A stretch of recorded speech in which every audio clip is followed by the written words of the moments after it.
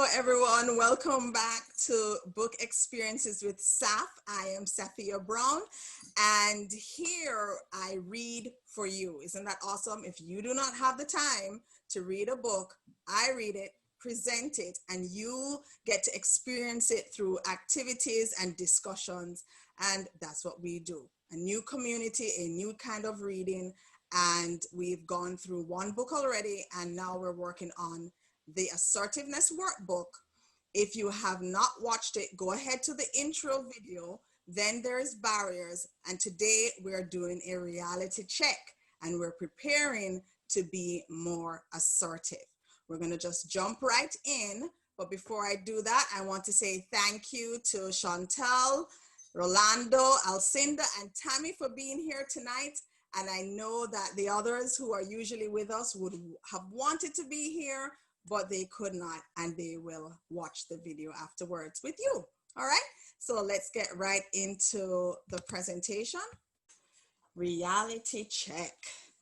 Let's prepare for change.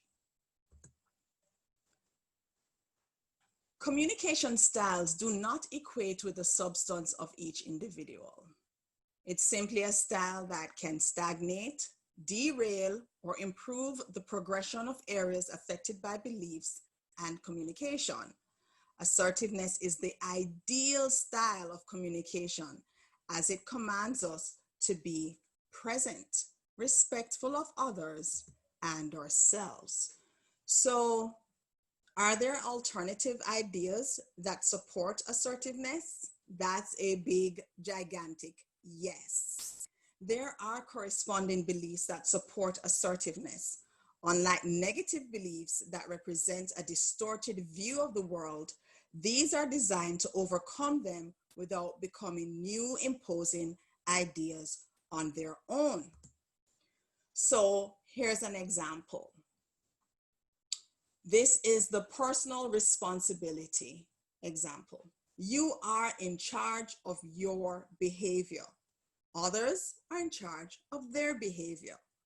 This alternative idea comes from understanding that you are ultimately in charge.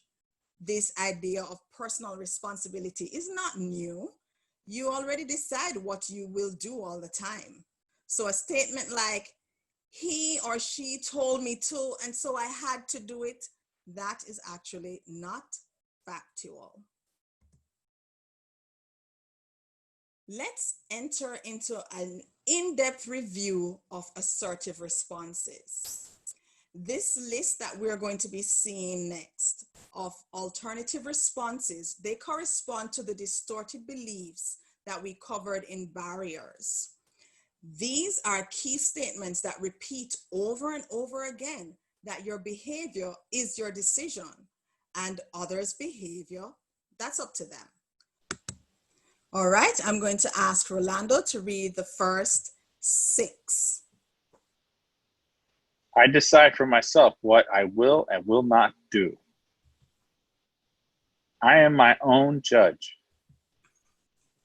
I do not have to justify myself to others. Others do not have to justify themselves to me. People can ask me anything they want.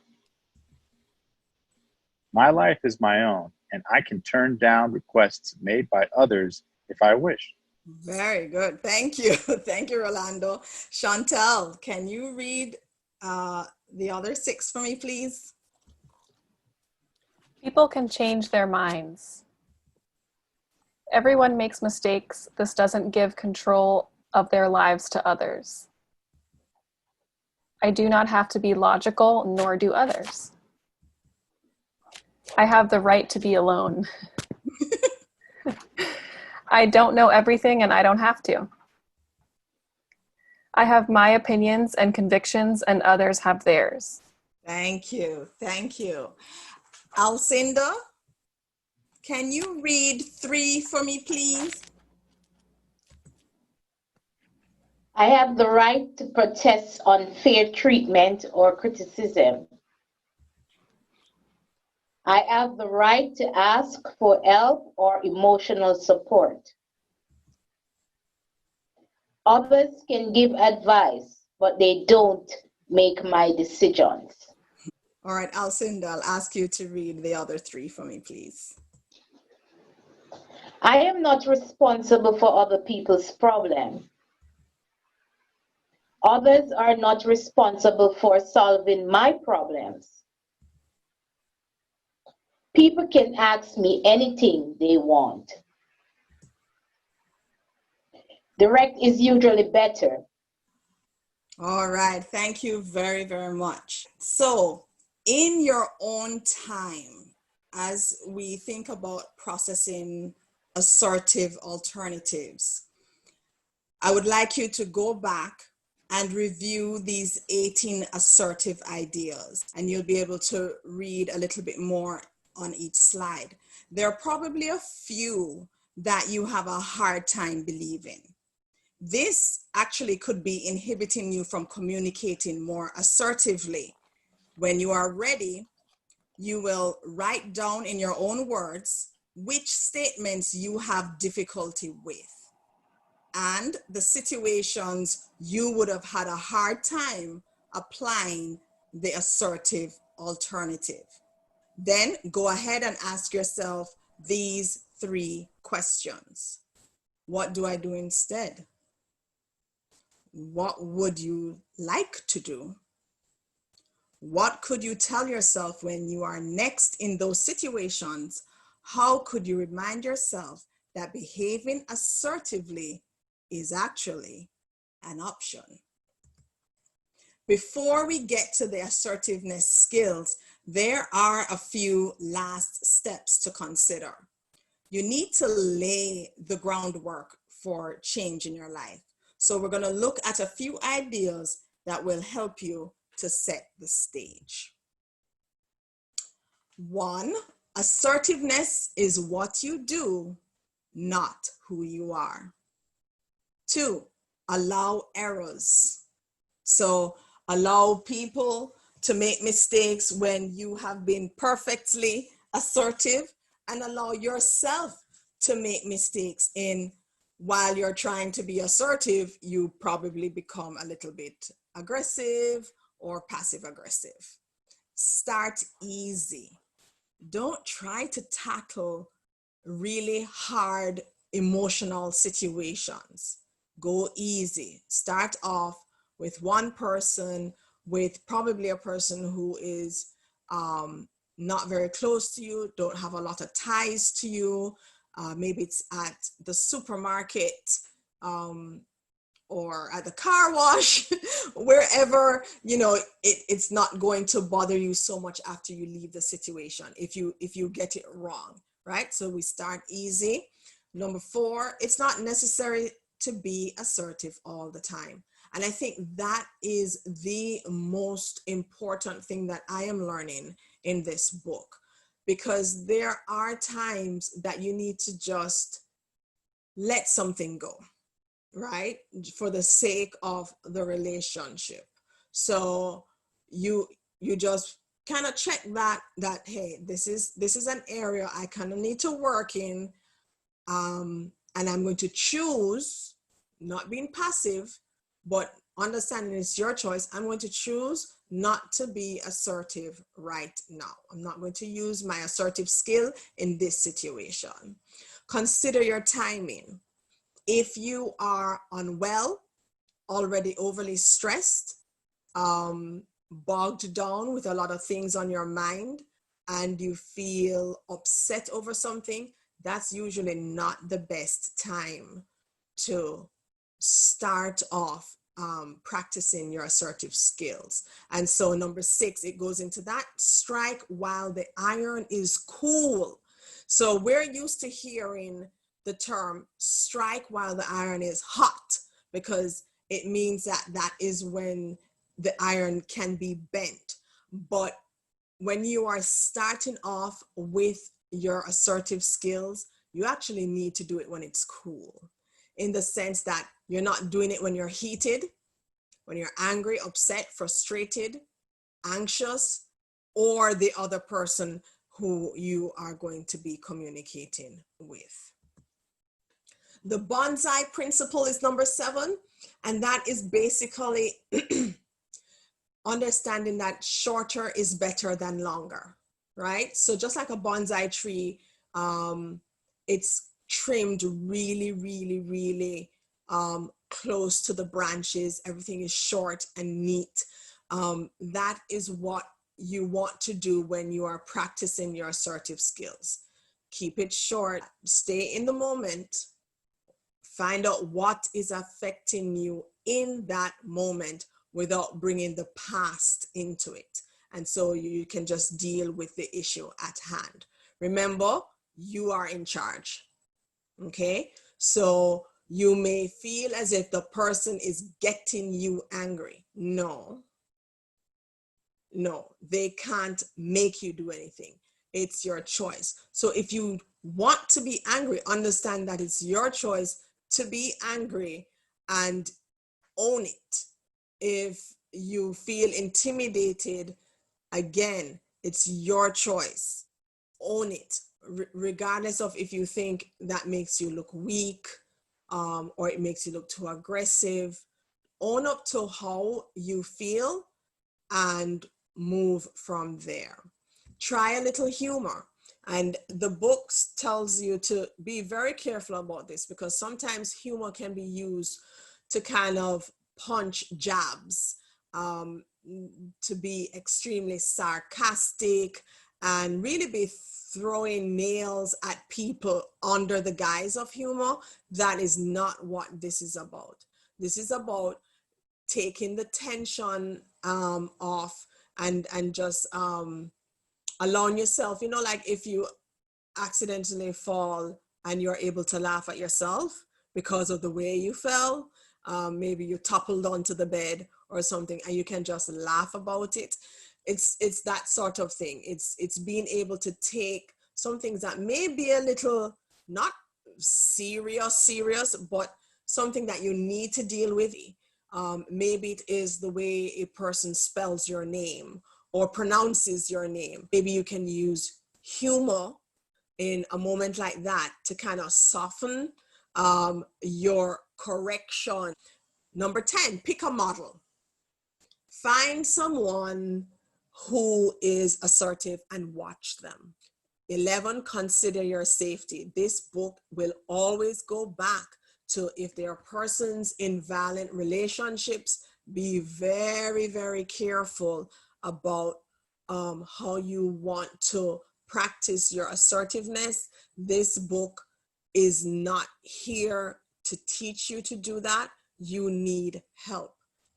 And then there are cultural factors. Just to be mindful, wherever you are in this world is getting smaller. We have more cultures intermingling in a particular community, and you want to just be mindful, and sometimes you just need to ask if it is that you are going to be interacting with this person or group of persons for a considerable period of time. All right, so that is it for our presentation. That was a good one. All right, Wow. so That's it. that's it. Yeah. What we want to do is just go into a little bit. If you want me to, I can read back to you some of the assertive ideas that we read, the 18 of them. Is there any one of them, whether you heard it or you were reading it, that kind of put a red light in your head and you're like, I don't know if I really believe that, or I absolutely believe that. Yeah. I'm all for that. Anybody? There were some, but I don't remember them right now. Okay, I can read them back to you. I think the one that says, I am my own judge, I think people of faith. Correct. That one. That's the one.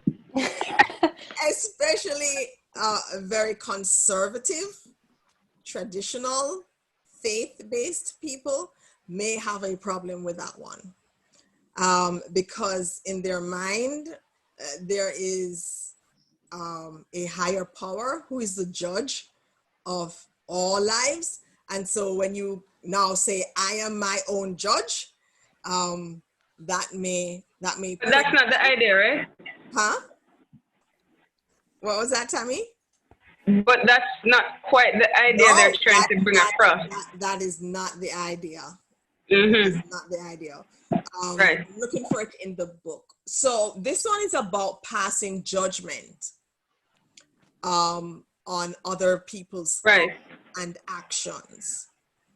And so, which is all scriptural.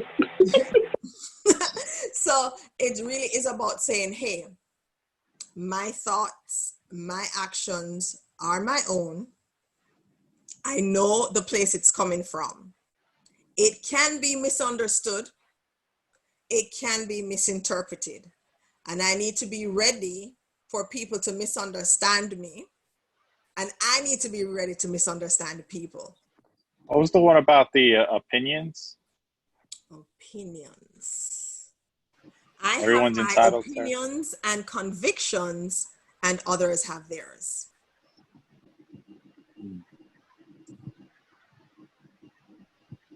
Yeah, sometimes I feel like I get into.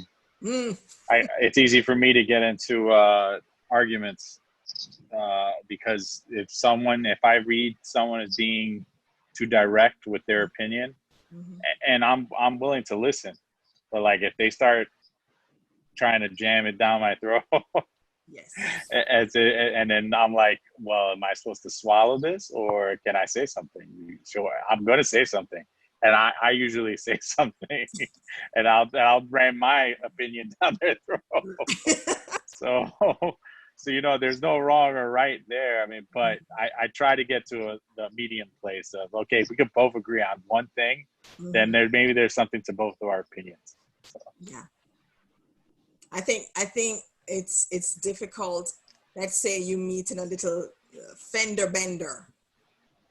All of a sudden, each person's opinion of how you got into an accident, to them, they are completely right.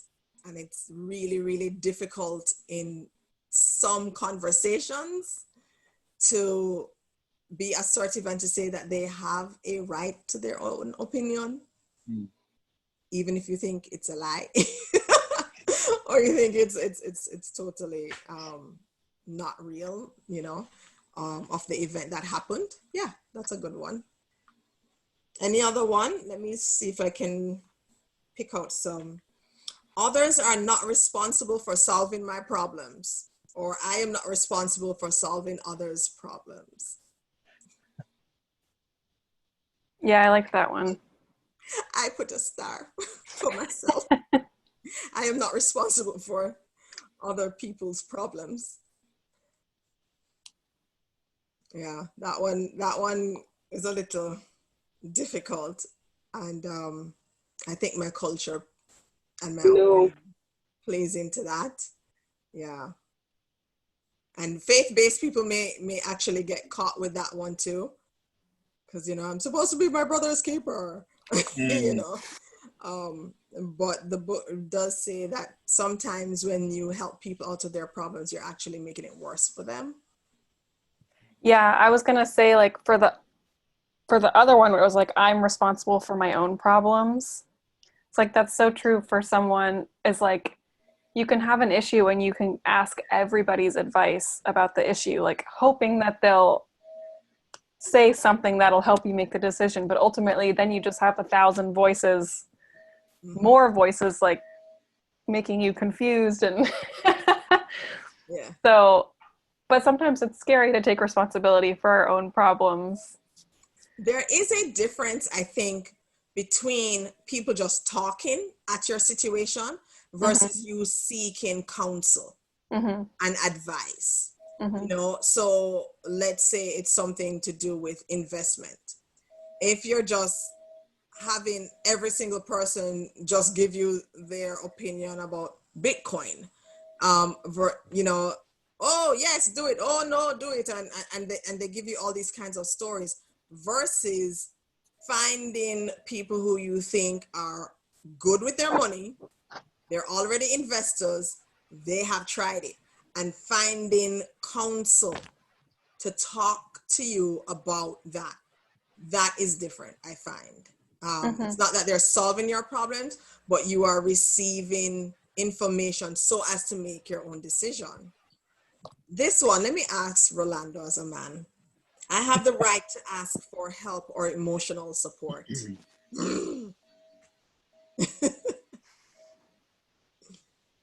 I know you are assertive. I think as a man, you are definitely more on the assertive side. So I don't think this is a problem for you, but can you speak to men in this kind of situation? Do you think that men have a hard time asking for help or emotional support? Is that even a term that men use? There, you know Emotional what? support? Like, I does that it rub you the depends. wrong way as a man? It depends on the situation.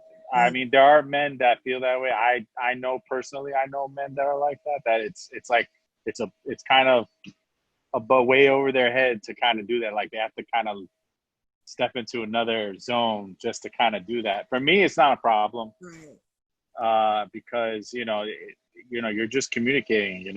Like for example, if you have a friend who's it's always about money or something, you need a couple extra bucks to help you out, and it's a little tough for you to. Some men might find it tough to ask maybe a family member Mm. or best friend, can you help me out, because you don't know what the other person's going to think, and you don't know how that makes you look. Some people worry about that too much. For me, I know where I stand. I know that I'm listen, if I'm going to, I don't ask, but if I did, I let the other person know, listen, you can trust me. I try to make it look as if my word means something. But I think I've seen some men deal with that, and I've seen them, go to tears. Like Mm. it's really hard. Like it's almost crushing. I don't. Some of it I understand. Some of it I don't. But it could be that they put themselves on a pedestal, not a pedestal, but they put themselves on such a rock that they felt like, oh, nothing's gonna push me off this rock. And then the minute that they see, okay, I'm fragile right now, I'm not living up to that idea that I'm supposed to be. You for me, I look at it differently. I don't look at it that way. Like, I mean, I'm gonna be a rock no matter what. So, Awesome. So, yeah, that's. I don't know if that helps. Yeah. Yeah. I think it's something, that point may be something that would be very, very good for men to be able to kind of figure out for themselves. I've heard even as much as a man saying, I don't feel, I think. That Okay. might be me. No, I'm kidding. I'm like, all right. I just I'm kidding. I just had to take it as it was given. This one is very interesting, and we'll end with this one. Everyone makes mistakes. This doesn't give control of their lives to others. Let me ask, how does that work with the penal system, with men or women who are imprisoned? This could be a very big debate for other people, but that's what came to my mind. I don't know if that is a situation that just does not come to this, but it does make me think that there are persons who are incarcerated who, when they come out, they have, changed. They have learned a lesson, and then the community is not really willing to accept them to kind of be mainstreamed into society through jobs and that sort of thing. And then you have those who go in and they come out worse. And then those that come out, they're just exactly the same. So there's so many different stories. And if nothing else, this tells me people really are in charge of their own behavior. However, if behavior has been impacted by chemical dependence or alcohol, what do you do? Because it's saying that even if the person makes the same mistake again in the same area, they still have charge of their own lives. And that control should not be taken away from them. Any thoughts? It's interesting because it makes me think of the other assertive point that was said. I don't remember it word for word, but it said we can't control others. Mm-hmm. And like we shouldn't even try because it just takes effort that won't go anywhere. Right.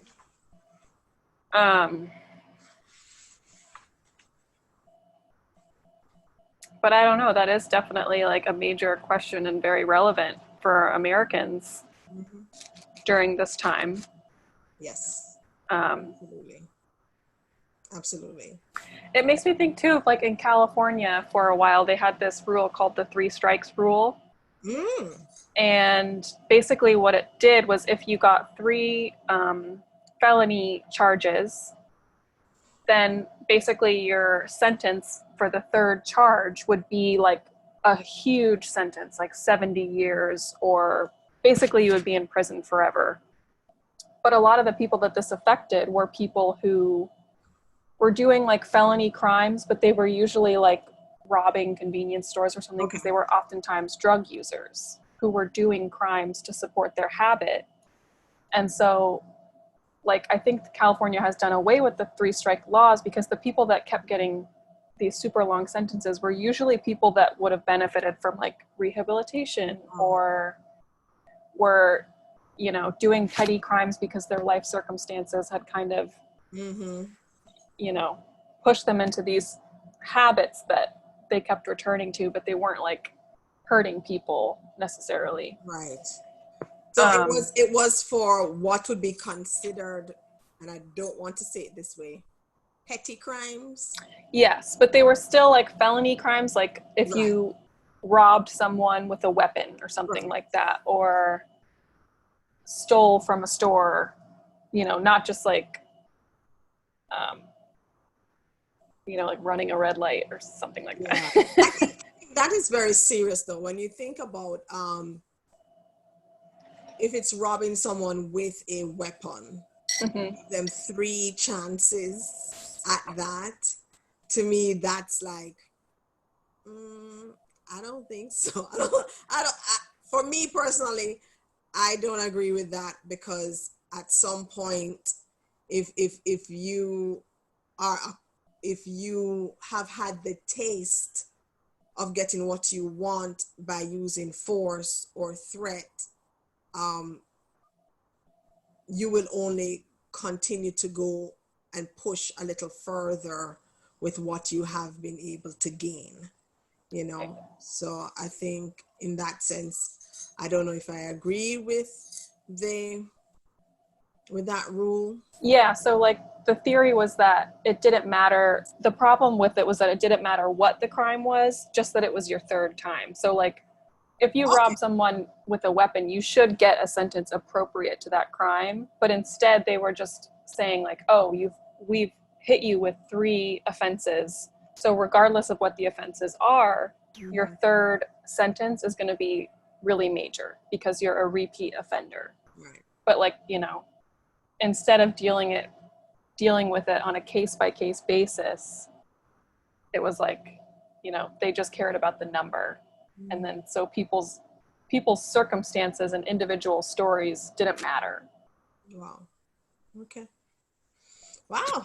Well, this was a very interesting discussion tonight. All right. So please, homework, go back over the video, look at the Chantal's face like, I'm gonna remember go this. back over the 18 points. See which one you do not agree with. You just have a hard time with that one. Write that down in your own words. I thought that was interesting. Don't just write it as you see it. Write it down in your own words and link it with a situation for which that would be difficult for you. And then you go to that next slide with the questions. Answer those questions according to the situation and the belief. See what you get. All right. So thank you for being with us, everyone. This is the end of Reality Check. Prepare to be assertive, and we'll see you next week.